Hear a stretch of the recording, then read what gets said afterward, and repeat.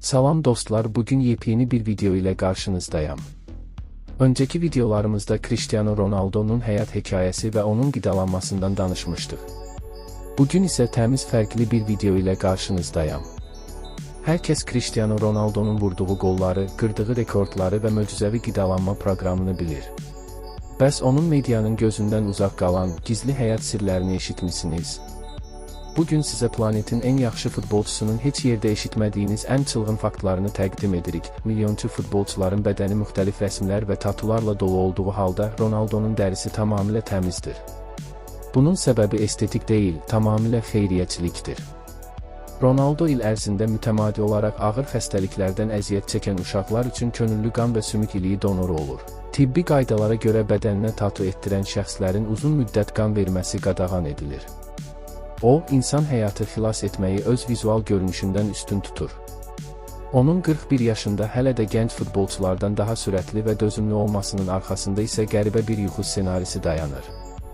Ronaldo gecələr hamı kimi fasiləsiz 8 saat yatmır.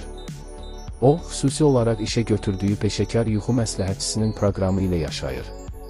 Gün ərzində xüsusi embrion vəziyyətində 5 dəfə, hər biri dəqiq 90 dəqiqə olmaqla qısa yuxular keçirir. Bu metod onun əzələlərini digər insanlara nisbətən 2 qat daha sürətli bərpa edir.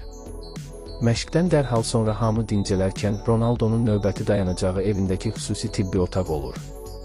O, bədənindəki iltihabları və yorğunluğu yox etmək üçün evində mənfi 160 dərəcə soyuqluq yaradan krioterapiya, yəni buz kamerasına daxil olur.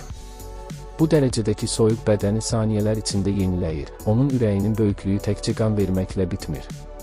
Ronaldo qazandığı və futbolcular üçün müqəddəs sayılan bəzi qızıl ayaqqabı mükafatlarını hər acda milyonlarla dollara satıb. Həmin pulların hər bir qəpiyini isə Fələstindəki və dünyanın müxtəlif yerlərindəki kimsəsiz uşaqların məktəb və xəstəxana xərclərinə bağışlayıb. Hətta bir dəfə xərçəng xəstəsi olan balaca bir uşağın bütün müalicə xərclərini tək başına öhdəsinə götürmüşdü. Uşaqlıqda kasıb bir ailədə böyüyən, atasını erkən yaşda itirən və ürək qüsuruna görə az qala futbolu buraxmalı olan bu uşaq, bugün təkcə meydanın yox, həm də xeyriyyəçiliyin, iradənin və sosial medianın real kralıdır. Hazırda dünyada Instagram platformasında 600 milyondan çox izləyicisi olan ilk və yeganə insandır. O, bütün bunları sadəcə çox çalışmaqla və heç vaxt təslim olmamaqla qazandı. İndi isə növbə sizdədir. Sizcə Ronaldo futbol tarixinin gəlmiş-keçmiş ən böyük oyuncusudur, yoxsa onun yerini başqası tutur? Fikirlərinizi mütləq rəydə yazın, videonu bəyənməyi və növbəti faktlar üçün abunə olmağı unutmayın. Hədəfimiz 5000 abonedir. Bu videoya çəhaylıki gəlsə bu videolara davam edəcəm. Başqa hansısa bir futbolçu və ya güləşçi haqqında video çəkməyimi istəyirsinizsə, şərhlərə yazmağı unutmayın hələlik.